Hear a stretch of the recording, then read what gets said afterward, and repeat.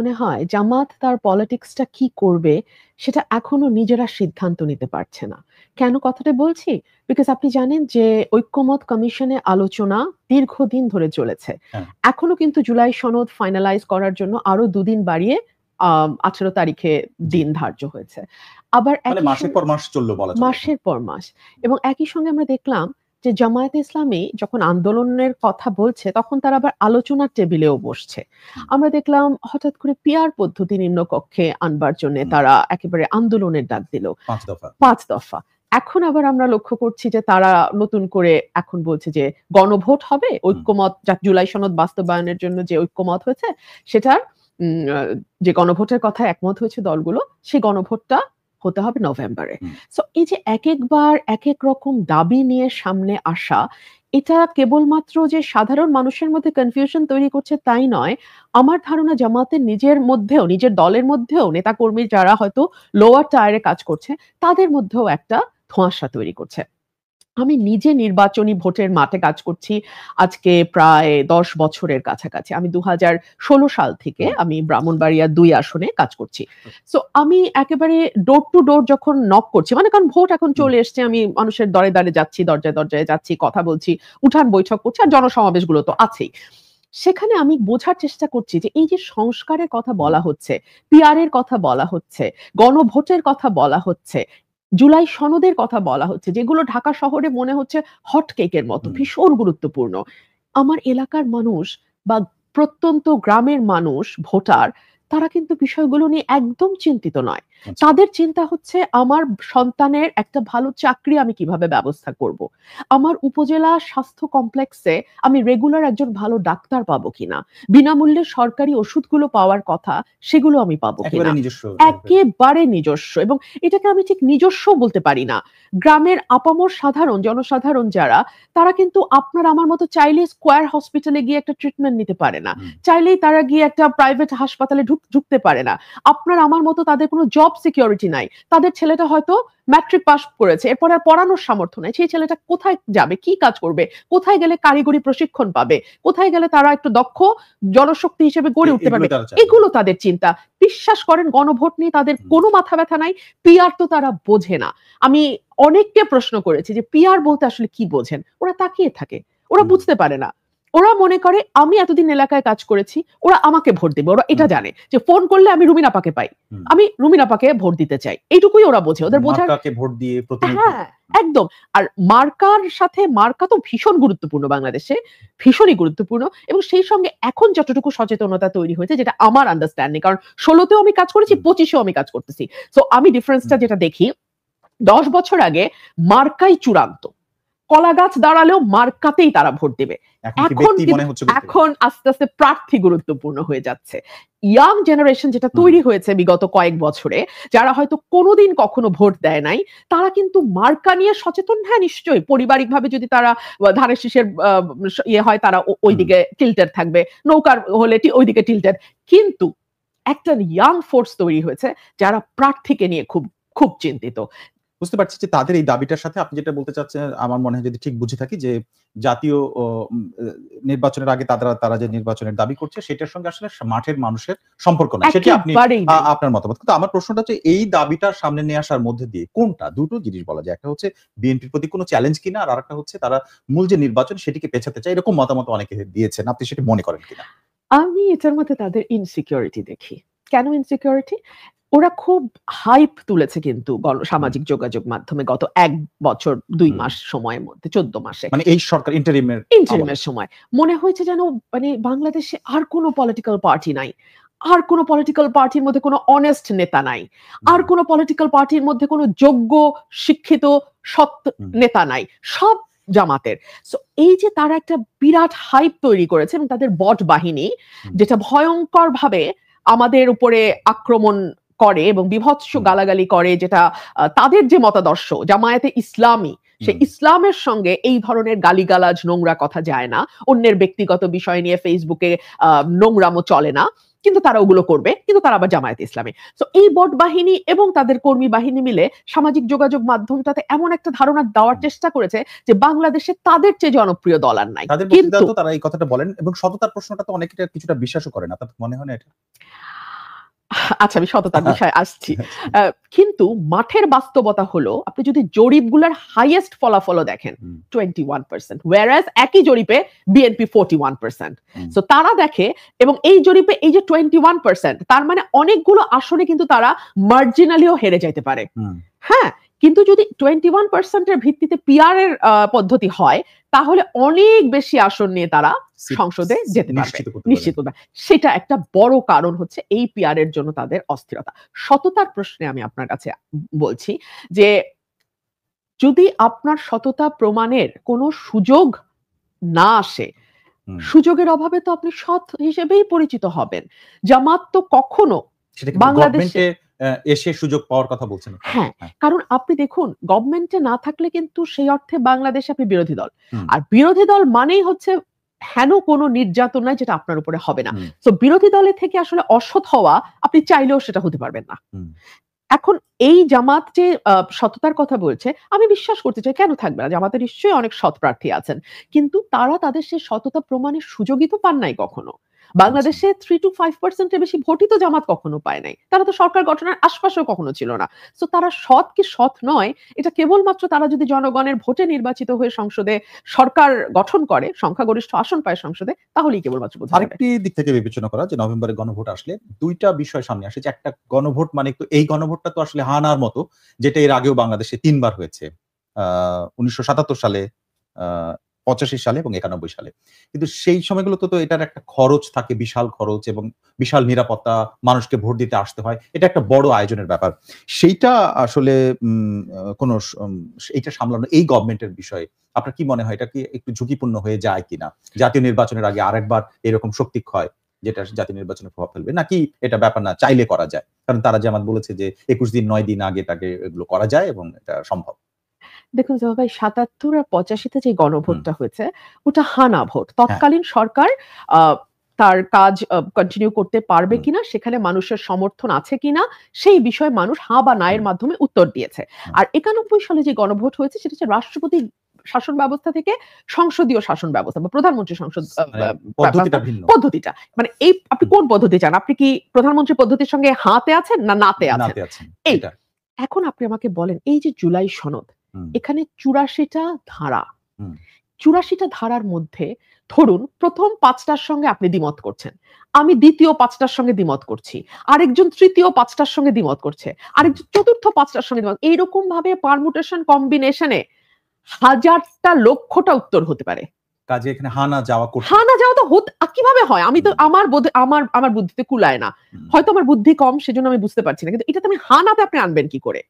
হয় আপনাকে ৮৪টাতেই একমত হতে হবে, অথবা আপনি ৮৪টার একটা তো একমত হলেন না। আমি একটু বলি, যেহেতু জুলাই সনদের ব্যাপারে আমি গ্রামের মানুষের সঙ্গে কথা বলেছি, আমাদের রিয়েল ভোটার যেটা গ্রামে, কিন্তু ওনার যেই ভোট, যিনি মানে এই সনদ বোঝেন, তার যেমন জয়টা ভোট, সনদের ব্যাপারে যিনি পাণ্ডিত্য অর্জন করেছেন তারও কিন্তু সেম ভোট। হ্যাঁ, তো এখন চিন্তা করেন তো, বাংলাদেশের মেজরিটি মানুষ এই জুলাই সনদ নিয়ে একেবারেই চিন্তিত না। তারা যদি গণহারে না দেয়, যদি না জয়যুক্ত হয়, একবারও চিন্তা করেছেন? তাহলে একটা সংস্কারও হবে না বাংলাদেশে। হ্যাঁ, ভোট দেয়া মানে তো আসলে তাদের হাতে ছেড়ে দেয়া কমপ্লিটলি, এবং তারা বিষয়টা নিয়ে বদার্ড না, এবং দুইটা ফলাফলই আসতে পারে। তো হোয়াট ইফ নো প্রিভেইলস? তাহলে তো আপনি একটা সংস্কারও করতে পারবেন না। এটা ভেবেচিন্তে আমাদের মনে হয় এই ব্যাপারে আগানো উচিত। অর্থাৎ রাজনৈতিক একটা প্রজ্ঞার বিষয়টা ইমপ্লিমেন্ট করার ইঙ্গিত দিচ্ছেন আমার মনে হয়। আমার আরেকটি যুক্তি, যেটি বিএনপির জামাতের পক্ষ থেকে বিএনপিকে বলা হয়েছে, আসলে বিএনপিকে উদ্দেশ্য করে বলা হয়েছে একটি দল এই ব্যাপারে না করছে, এইভাবে বলা হচ্ছে। আমি ধরে নিচ্ছি এটা বিএনপি। নির্বাচন এবং গণভোট একসঙ্গে হওয়ার ক্ষেত্রে কিছু কিছু সমস্যা থেকে যাচ্ছে। প্রধান সমস্যা হচ্ছে প্রতিটি দল নির্বাচনের সময় প্রতীক বিজয়ের দিকে বেশি গুরুত্ব দিবে, কাজেই এই দিকে অর্থাৎ এই গণভোটের দিকে তাদের অতটা খেয়াল থাকবে না, সাধারণ মানুষও ততটা হয়তো বুঝবে না। নির্বাচনে কোনো একটি জায়গায় দখল হলে সংস্কারের ব্যালটও দখল হয়ে যাবে, ফলে একটির ভাগ্য আরেকটার সঙ্গে অঙ্গাঙ্গিভাবে জড়িয়ে যাচ্ছে। এই বিষয়গুলো তিনি উল্লেখ করেছেন, যার মধ্যে যে কারণে তারা চান যে এই গণভোটটা নভেম্বরের মধ্যে হওয়া উচিত। দেখুন, মানুষের সঙ্গে এক ধরনের বিচ্ছিন্নতা যদি থাকে এবং আপনার পলিটিক্সটা যদি হয় খুবই সুশীল কেন্দ্রিক, উচ্চ শিক্ষিত এবং একটা পার্টিকুলার ক্লাস অফ পিপল এর সাথে আপনার বারবার ইন্টারঅ্যাকশন হয়, কথা হয়। ওদের হুম, মতামতই আপনার কানে বারবার আসে। তখন আপনি একটা ইকো চেম্বারে বাস করেন। আপনি মনে করেন যে আপনি এবং আপনার চারপাশের মানুষ যেহেতু সনদের বিষয়টা ভালোমতো বুঝেছে, পাণ্ডিত্য অর্জন করেছে, গ্রামের সাধারণ মানুষ বা যেই খেটে খাওয়া হুম। মানুষ বা যেই মানুষটি হয়তো কেবলমাত্র একটি ভোট দেওয়ার জন্য অস্থির হয়ে আছে, সেই মানুষটিও আপনার সেই পাণ্ডিত্য অর্জন করছে। বিষয়টি কিন্তু মোটেই সেরকম নয়। আপনি এটা যদি নভেম্বরেও দেন, আপনি কি নভেম্বরের মধ্যে জুলাই সনদের বিষয়ে হুম। আপনি দেশের ভোটার ১১ কোটি ১২ কোটি ভোটারকে আপনি এই ব্যাপারে এডুকেট নভেম্বর করে মানে এটা ফেলতে অক্টোবর মাস। একদম। আর মানে অক্টোবরের মাঝামাঝি মাঝামাঝি। আর ১৫ দিন পরে হুম, নভেম্বর। আপনি কি তাদেরকে এডুকেট করতে পারবেন? ১। ২ হচ্ছে আমি ইসির বক্তব্য দেখছিলাম। হুম। যে তারা বলছে আমাদের ভিন্ন দিনে ভোট করতে হলে ডাবল খরচ হবে।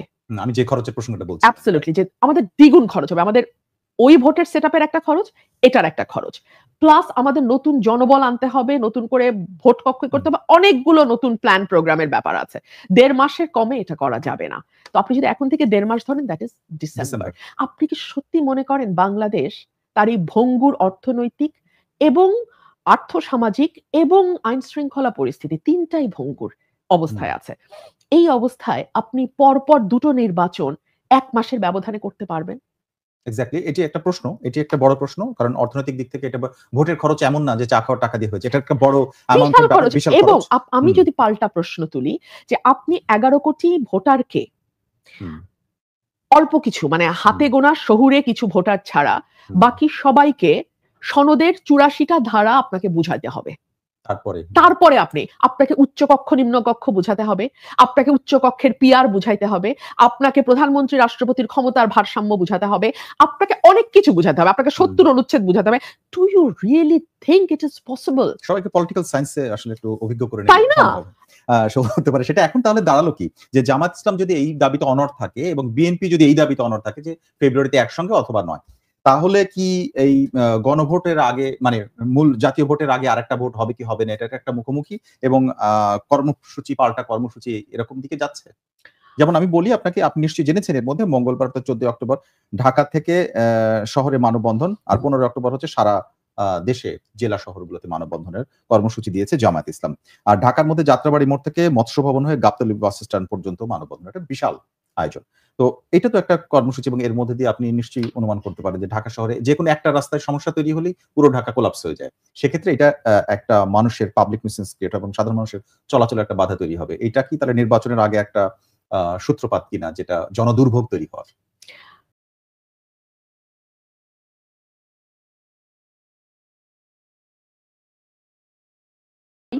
সেট সেই পরিমাণ নয়। ২ নম্বর কারণ হচ্ছে যতদিন পর্যন্ত একটি অন্তর্বর্তীকালীন সরকার আছে দায়িত্বে, ততদিন পর্যন্ত জামাত যে পরিমাণ আ ক্ষমতা এক্সারসাইজ করতে পারে, পাওয়ার এর যতটা কাছাকাছি থেকে তারা এক ধরনের কি বলবো? এক ধরনের ক্ষমতাকে আ পাশাপাশি থাকার যে একটা আনন্দ বা একটা মানে একটা সুবিধা, সেটা তারা যেভাবে ইউটিলাইজ করতে পারে, যেই মুহূর্তে একটা নির্বাচন হবে, হুম, যেই মুহূর্তে একটা জনগণের হুম। সরকার আসবে, জামাতের হাতে তো ওই ক্ষমতাটা আর থাকবে না। ওই ক্ষমতা এক্সারসাইজ করার যেই একটা আনন্দ, সেটা তো থাকবে না। এই মুহূর্তে করছে বলে মনে করেন আপনি? সার্টেনলি, হুম। সার্টেনলি এবং এইটা তারা এই জামাত কি মুহূর্তে আসলে পুরোটা করছে ছাড়তে নাকি চাইছে না। আংশিকভাবে? অন্তত ভোট হলে পরে যতটুকু করতে পারবে তার চেয়ে অনেক বেশি তারা ওকে। করছে। সো এই এই ক্ষমতা এক্সারসাইজ এর যে আনন্দ সেটা থেকে তারা কেন নিজেকে বঞ্চিত করবে? যতদিন এই সরকারটাকে লিঙ্গার করা হুম। যায়, আপনি বিশ্বাস করেন যেই দলটি ভোটে ক্ষমতায় যাবে, সেই দলটি বাদ দিয়ে আর প্রত্যেকটা দল এখন যতটুকু ক্ষমতা এক্সারসাইজ করতে পারছে, সেটা তারা তাদের জন্মের পর থেকে কখনো পারে নাই। ওকে। এবারে আসি এই যে আমি কর্মসূচির কথা বললাম এবং এরপরেও তারা কর্মসূচি দিতে পারে এবং এটা তারা দাবি করছেন যে এই যৌক্তিকতা আছে এই কথাগুলো বলছেন এবং বিএনপি বলছে যে পরে। এর মধ্যেটা এটা যদিও এই দাবিটা তারা সরকারের কাছে করছে। সরকার মানে ইসির সাথে এবং ইসির সাথে আজকে বৈঠক করেছে। ইসি বলছেন যে সরকার যদি চায় আমাদেরকে বলে আমরা এটা করব। এই ক্লজে এরকমভাবে উত্তর দিয়েছে। আমার প্রশ্নটা আপনাদের কাছে যে বিএনপি এটাকে হুমকি মনে করে কিনা? কোনটাকে? এই যে তারা এই দাবিটা সামনে নিয়ে আসছে জাতীয় নির্বাচনের আগে। না, না, না, একদম না, একদম না। কারণ আমাদের বিশ্বাস মানুষের উপরে। হুম, আমাদের বাংলাদেশের জনগণ ছাড়া আমরা আর কারো ক্ষমতায় বিশ্বাস করি না। মানুষ কিন্তু ভোট চাইছে। এবং মানুষ যে ভোট চাইছে তার একটা বড় ম্যানিফেস্টেশন হচ্ছে আমরা কিন্তু অনেকেই অ্যাটলিস্ট আমি আমার এলাকায় ১ মাস ধরে নির্বাচনী জনসভা করছি। এবং সেই জনসভাগুলোতে মানুষের ঢল নেমে আসছে। এবং মানুষের মধ্যে যে উচ্ছ্বাস এবং যে আনন্দ যে একটা নির্বাচন সামনে আসছে, তারা তাদের পছন্দের প্রার্থীকে ভোট দেবে। এবং আমি আমার জনসভায় ইভেন এই কথাও বলেছি যে, "আপনার যদি আমাকে ভালো না লাগে, আমাকে আপনার ভোট দিতে হবে না। কোনো অসুবিধা নাই। কিন্তু আমরা এমন একটা ভোট চাই যাতে আপনি আপনার পছন্দের প্রার্থীকে ভোট দিতে পারেন।" ওকে। সো এই যে মানুষের মধ্যে একটা আনন্দ এবং উচ্ছ্বাস আমি দেখছি, দেশটা কিন্তু এখন নির্বাচনমুখী। হ্যাঁ। সো একটা দল তার গুটি কয়েক কর্মী সমর্থক নিয়ে বা Facebook এ হাইপ তুলে তারা যদি মনে করে যে তারা নির্বাচনের ট্র্যাক চেঞ্জ করে দিতে পারবে, আমরা সেটা মনে করি কিন্তু না। দল হিসেবে যদি আমি বলি, এবারে আওয়ামী লীগ যেহেতু মাঠে নাই, মানে নির্বাচনের মাঠে নাই, তারা নির্বাচন করতে পারছে না। তাহলে বিএনপির সামনে তাদের প্রতিপক্ষ হিসেবে এবারের নির্বাচনের মাঠে মূলত জামাত তো আছে। আপনারা জামাতকে প্রতিপক্ষ মনে করেন? নাকি বামপন্থী যে অন্য দলগুলো বা মধ্যপন্থা বলে যারা বলছে তাদেরকে প্রতিপক্ষ মনে করেন? নাকি কিভাবে ভাবছেন এটাকে? আমরা সেভাবে প্রতিপক্ষ কেন বলব? রাজনীতিতে প্রতিদ্বন্দ্বিতা থাকবেই। আচ্ছা। হ্যাঁ? ১ আর ২ হলো যে নির্বাচনের আগে সমীকরণ অনেক পাল্টে যেতে পারে। বিভিন্ন জোট তৈরি হবে, নতুন, নতুন জোট আসবে অথবা আগে থেকে যে জোটগুলো ছিল সেখানে হয়তোবা দেখা যাবে যে সেখানে কিছু ভাঙনও হতে পারে। মানে অনেকভাবেই সামনের কয়েকটা মাস ৩ মাস খুবই, খুবই ক্রুশাল। সো এই ৩ মাসে অনেক অঙ্ক হয়তো পাল্টে যাবে। আর জাতীয় পার্টি নির্বাচনে আসবে কিনা সেটা নিয়ে কিন্তু এখনো আমরা স্পষ্ট কোনো বার্তা পাই আচ্ছা, নাই। এই প্রশ্নটা কেন হচ্ছে? কারণ আওয়ামী লীগের যেমন কার্যক্রম নিষিদ্ধ হ্যাঁ, এবং ছাত্রলীগের হচ্ছে তারা নিষিদ্ধ। মানে দলটাই রাইট। নিষিদ্ধ। তো এই যে যেমন একটা পরিষ্কার নির্দেশনা আছে, সেটা নিয়ে সমালোচনা আছে কি না আছে সেটা আলাদা। আলাদা বিষয়। কিন্তু এটা একটা পরিষ্কার ব্যাপার আছে আমাদের কাছে। Absolutely, absolutely. কিন্তু জাতীয় পার্টির ব্যাপারে এখন পর্যন্ত কোনো পরিষ্কার ঘোষণা নাই। এক্সিকিউটিভ পাওয়ার থেকে যে একটা ঘোষণা দেয়া তাদের কার্যক্রম নিষিদ্ধ সেটাও নাই। আবার আইনি কোনো ডিসিশনও আমরা পাইনি। তাহলে কেন নির্বাচনে তারা আসবে কি আসবে না এই প্রশ্নটা মানে কোন জায়গা থেকে আসছে? আমার মনে হয় প্রশ্নটা তোলা হচ্ছে হুম, ইচ্ছাকৃতভাবে। বিকজ যেহেতু তাদের উপরে নিষেধাজ্ঞা নাই, হুম, প্রত্যক্ষ পরোক্ষ কোনো কিছুই নাই, হুম, স্থগিতাদেশ নাই। সো পলিটিক্স এর মাঠে তারা কাজ করবে। পলিটিক্স এর হুম, মাঠে তারা কাজ করছে এটাই আমরা ধরে নেব। মানে আ কাগজে কলমে হুম, এটাই আমরা ধরে নেব। সো সেটা যদি আপনি ধরেন তারা যদি নির্বাচনে আসে, হুম। তাদের ভোট ব্যাংকে আওয়ামী লীগের অনেক ভোট যেতে পারে বলে অনেকেই মনে করছে। মনে করছি। সো ভোটের হিসাব নিকাশ কিন্তু অনেক জায়গায় পাল্টে যেতে পারে। হুম। কে যে কাকে ভোট দেবে আমাদের আমরা তো জানি না। আমরা জানি না। হুম, আমাদের চাওয়া শুধু এইটুকুই যে আপনি আপনার পছন্দের প্রার্থীকে নির্ভয়ে ভোট দিন। এতে যেই আসুক বাংলাদেশকে একটা হুম। আ মানে ডেমোক্রেটিক ট্রানজিশন এ ঢুকতে হবে। এই প্রত্যাশা নিশ্চয়ই সুন্দর এবং এটা সব নেতারাই বলছেন। বিএনপিরও বলছেন, অন্যরাও বলছেন একই কথা। কিন্তু ভেতরের ব্যাপারটা আমি ২ টো প্রসঙ্গে বলি। একটি হচ্ছে জাতীয় পার্টি এই নির্বাচনে অংশগ্রহণ করতে পারছে কি পারছে না এটি একটি। আরেকটি হচ্ছে আওয়ামী লীগের ভোট সবাই পেতে চাচ্ছে। আওয়ামী লীগকে সবাই নিষিদ্ধ করতে চেয়েছে, আওয়ামী লীগের বিরুদ্ধে কথা বলছে। কিন্তু আওয়ামী লীগের তো সবাই চলে যায়নি। আওয়ামী লীগের ভোটার যারা কর্মী বাহিনী, কর্মী বা নাই হলো সাধারণ যারা সমর্থক তারা তো আছে দেশে। এবং সেটার নাম্বার অনুমান করা যায় আ যা তাতে সেই ভোটটা একটি রিপোর্ট দেখলাম আমি বিবিসি বাংলাতে যে জামাত এবং বিএনপি দুজনই তৃণমূলের এই ভোটটা পেতে চায়। সেক্ষেত্রে জাতীয় পার্টির প্রসঙ্গও আসছে যে জাতীয় পার্টিও অনেকে এর মধ্যে নিশ্চয়ই। চলে যেতে পারে। এইটা কি আসলে ফ্যাক্টর ভোটার যেটাকে বলে সেটা হয়ে যাচ্ছে? আমার মনে হয় এটা বিরোধী দল গঠনে ফ্যাক্টর ভোটার হতে পারে সেটা। সরকার গঠনে না। সরকার গঠনে না। আচ্ছা। কারণ আওয়ামী লীগ এই ১৫ বছর যা করেছে হুম, প্লাস গত বছর ১.৫ মাসে তারা যা করেছে জুলাই হুম, অগাস্টে এটার জন্য তারা এখনো কিন্তু কোনো দুঃখ প্রকাশ, ক্ষমা চাওয়ার আশপাশে নাই। উল্টো আমরা যেই আ হুম। ক্লিপগুলো ফাঁস হতে দেখেছি, সেখানে আমরা খালি প্রতিশোধ নেয়ার কথা শুনেছি। আমি গুনে নিয়েছি, আমি দেখে নিব। হ্যাঁ, তারা খুব এবার সরাসরি বলেছে খুব এটা সরাসরি, শুনেছি। খুব সরাসরি। হুম, এগুলো কিন্তু আওয়ামী লীগের যারা আ মানে আমি বলব এডুকেটেড এবং মানে যাদের সচেতন ভোটার যারা, হুম, তারা কিন্তু খুব খুশি হয়নি এ ধরনের হুম, কথায়। আওয়ামী লীগের সবাই যে একেবারে নির্মূলে বিশ্বাস করে, হ্যাঁ, হয়তো মানে ধরা হয় যে দলের নেতার হুম। চারিত্রিক বৈশিষ্ট্যই কর্মীরাও ধারণ করে। তো তাই বলে সবাই তো আর দলের কর্মী না, না। প্রচুর ভোটার আছে। ভোটার আছে। প্রচুর ভোটার যারা আছে। কর্মী না। যারা হুম, কর্মী না। হুম। তো তারা হয়তো বিরক্ত, তারা হয়তো রুষ্ট, তারা হয়তো একটু বেটার অপশন খুঁজতে পারে। এইখানেই কিন্তু প্রার্থীর ক্যারিশমাটা চলে আসবে। প্রার্থী যদি আপনি এমন কোন দেন ব্যক্তি যদি তাদের মন জয় করতে পারে। হ্যাঁ। এক্সাক্টলি। এইখানেই প্রার্থী যদি যোগ্য, সচেতন, সৎ, হুম, কোন রকম কোনো ব্যাকল্যাশ নাই, হুম, শিক্ষিত প্রার্থী হয়, হুম। এই সচেতন ভোটাররা কিন্তু সেই প্রার্থীর দিকে চলে যায়। এখন সেই প্রার্থী জামাতের হলে জামাতের দিকেও যেতে পারে।